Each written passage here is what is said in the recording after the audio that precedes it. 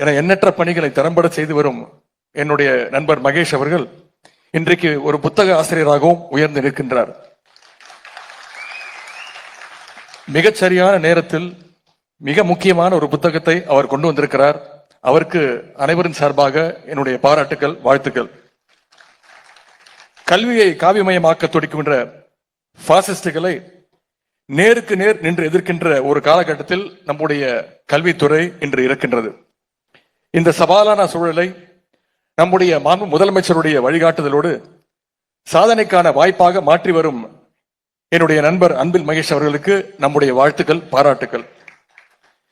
புதிய கல்விக் கொள்கை 2020 என்ற மத யானை தமிழ்நாட்டிற்குள் புகுந்து கல்வியில் சிறந்த தமிழ்நாட்டை நாசப்படுத்திவிடக் கூடாது என்று முத்தமிழர் கலைஞர் அவர்கள் 2016 எச்சரித்தார்கள்.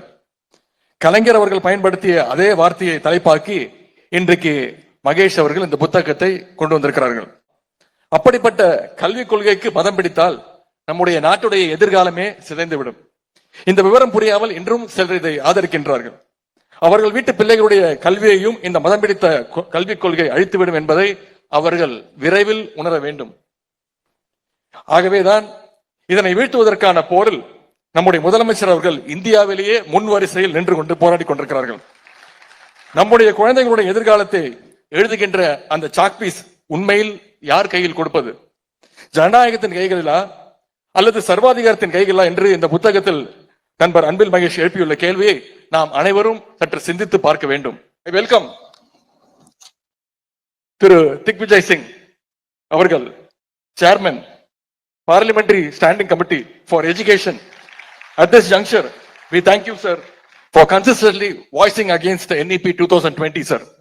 Also, I welcome former Justice of Supreme Court, Thiru Gopal Gowda avargal. Sir, you have been a great moral support for all of us in fighting against the NEP 2020. Thank you, sir. தமிழ்நாட்டு அரசு பள்ளியில் தாய்மொழி வழிக்கல்வி பெற்று நிலாவை கையருகே அழைத்து வந்த விஞ்ஞான தமிழர், இந்திய விண்வெளி ஆய்வு மையத்துடைய முன்னாள் இயக்குனர் பத்மஸ்ரீ திரு மயில்சாமி அண்ணாதுரை அவர்களையும் வருக வருக என வரவேற்கின்றேன். என் நண்பன் பெற்றெடுத்த மகேஷ்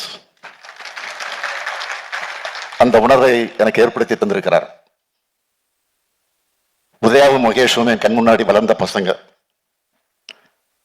இன்னைக்கு எல்லாரும் பாராட்டுகிற வகையில் சிறப்பாக செயலாற்றி கொண்டிருக்கிறாங்க. இதை பார்க்கிறப்போ அளவில்லா மகிழ்ச்சியும் பெருமையும் எனக்கு ஏற்படுது.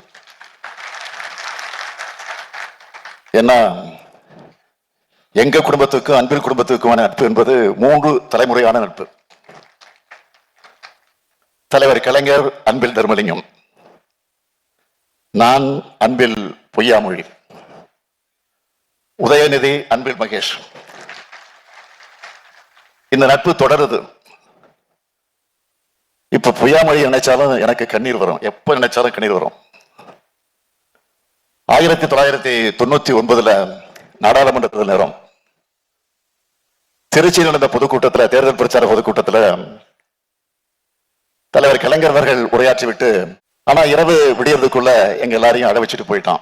2016 ஆண்டு அவர் சமூக வலைதளத்தில் அது சார்ந்து பதிவிடும் பொழுது, புதிய கல்விக் கொள்கை என்கின்ற இந்த மத யானை தமிழ்நாட்டிலே புகுந்து விடாமல் பார்த்து கொள்ள வேண்டியது நம்முடைய பணி என்று சொன்னார். அன்னைக்கு அவர் சொன்னார். இன்றைக்கு என்னுடைய அரசியல் ஆசான் அதை செய்து கொண்டிருக்கின்றார்.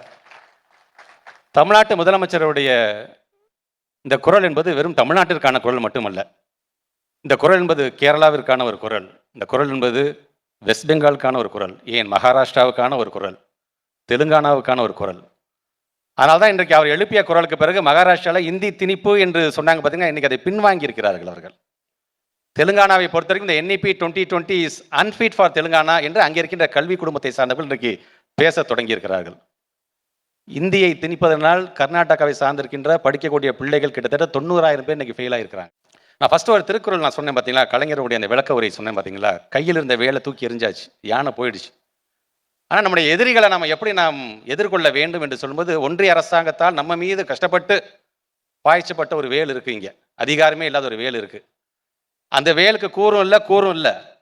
ஆனால் அந்த வேலை தமிழ்நாட்டு கொஞ்சம் பார்த்து சந்தோஷப்படுற, எனக்குனே நீ மாட்டிட்ட, எனக்குனே நீ சிக்கிட்ட, அந்த வேலை எடுத்து சுப்ரீம் கோர்ட்டுங்கிற பலத்தால் இன்றைக்கு ஒன்றிய அரசை ஓட விரட்டக்கூடியவராக இருக்கிறார் என்று சொல்லும்பொழுது அந்த திருக்குறள் எப்படி பொருந்திருக்கிறது என்பதை நீங்கள் பார்க்க வேண்டும். When a clown moves into a palace, he doesn't become the king. The palace becomes a circus. இது டர்க்கிஷ் proverb இது. இதை தான் இங்கே இருக்கிறவர் ஒருத்தர் செஞ்சுட்டு இருக்கிறாரு. அதற்கு இன்னைக்கு பாடம் சொல்கின்ற அளவுக்கு தமிழ்நாட்டு முதலமைச்சருடைய அந்த ஒவ்வொரு முயற்சியை இன்னைக்கு நம்மால் பார்க்க முடியும். அதனால தான் தமிழ்நாட்டு முதலமைச்சர் இந்த புத்தகத்தை வெளியிட வேண்டும் என்று நாங்கள் ஆசைப்பட்டோம். புத்தகம் ஏன் இது? ஏதாச்சும் நாங்கள் அரசியல் பேசுகிறோம் அதில். இந்த புத்தகம் எழுதுவதற்கு என்னென்னலாம் காரணம்? உதாரணத்துக்கு இங்கே உரையாற்றிருக்க நம்ம திக்விஜய் சிங் சார் சொன்னது சமக்ர சிக்ஷா அபியானை பற்றி அவங்க பேசினாங்க. சமக்ர சிக்ஷா அபியானாவே இருந்து நம்மளை வழி நடத்தினா பிரச்சனை இல்லை. ஆனால் அந்த எஸ்எஸ்ஏ என்பது சாஃப்ரான் ஸ்கிரிப்டட் அபியானாக மாறுது பார்த்தீங்களா? அப்போ எதிர்க்க வேண்டிய ஒரு மிகப்பெரிய கட்டாயம் நமக்கு இருக்கின்றது.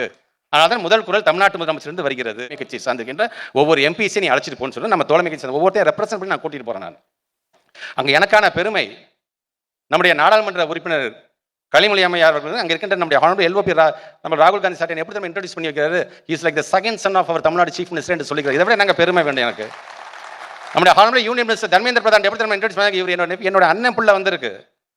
All the way he has come from Tamil Nadu. You should not go with the empty hand. You have to consider அப்படிங்கிறாங்க. உடனே அவங்க சொல்றாரு அவர் தர்மேந்திர பிரதான், நாங்கள்லாம் உட்காந்துருக்கிறோம். நம்முடைய கனிமொழி மேடம் அவர் சொல்றாரு, நாங்கள் உங்களுக்கு நல்லா தெரிஞ்சுக்கோங்க, உங்களுடைய இந்த ஸ்டேட் எஜுகேஷன் அப்படிங்கிற இந்த பாலிசிங்கிறது மாநில பட்டியலிருந்து அது கன்கரண்ட் லிஸ்ட்டுக்கு போனதே காங்கிரஸ் கவர்மெண்ட் தான் காரணம். அது தெரியுமா உங்களுக்கு என்று அந்த யூனியன் சொல்றாரு. அவங்க சொன்னாங்க, நாங்கள் ஒத்துக்கிறோம், இப்போது அதை நாங்கள் ஸ்டேட் லிஸ்ட்டுக்கு கொண்டு வரும் தான் நாங்கள் ஃபைட் பண்ணிட்டு இருக்கிறோம். ஆனால் at least Congress government knows the meaning of what is concurrent. ஆனால் உங்களோட பிஹேவியர் எப்படி இருக்குன்னா இது முழுக்க யூனியன் லிஸ்ட்டில் இருக்கிற மாதிரியே நீங்கள் பேசுறீங்களா என்று அவங்களுக்கு அங்கே சொல்கிறாங்க. சும்மா அவங்க ஸ்டாண்டை மாற்றி பேசாதீங்க என்று அந்த யூனியன் மினிஸ்டர் சொல்லும்போது உடனே அடுத்தது நம்மளுடைய கனிமொழி மேடம் சொல்கிறாங்க, அது கலைஞர் பிள்ளை இல்லையா, கனிமொழி மேடம் சொல்கிறாங்க உடனே, ஏன் நீங்கள் மட்டும் பாரத் மாதாக்கு ஜெயின்னு சொல்லிட்டு இப்போ ஜெய் பூரி ஜெகநாத் நீங்கள் மாற்றிக்கலையா என்று உடனே சொன்னாங்க. அவர் வாயை அடிச்சு போயிட்டார் அவங்க. ஸோ இப்படி இந்த கலைஞர் குடும்பத்தை சார்ந்தவர்கள் எல்லாருமே ஒரு பக்கம் பாராட்டுறாங்க, ஒரு பக்கம் கண்ணாப்புனான்னு விமர்சனம்லாம் பண்ணுறீங்களா. ஆனால் கொள்கைகளை விட்டு கொடுக்காம கலைஞர் சொன்னது தான் அரசியல் பளபளப்பை காட்டிலும் சுயமரியாதை சிங்கங்களாக, கொள்கை சிங்கங்களாக உலா வருவது தான் எங்களுக்கு தனி மகிழ்ச்சி என்று சொன்னார். பார்த்தீங்களா, அதை நிலைநாட்டக்கூடிய குடும்பம். அதனால தான் உயர்த்தி பிடிக்கிறோம். நமக்கான அரண் அவங்க.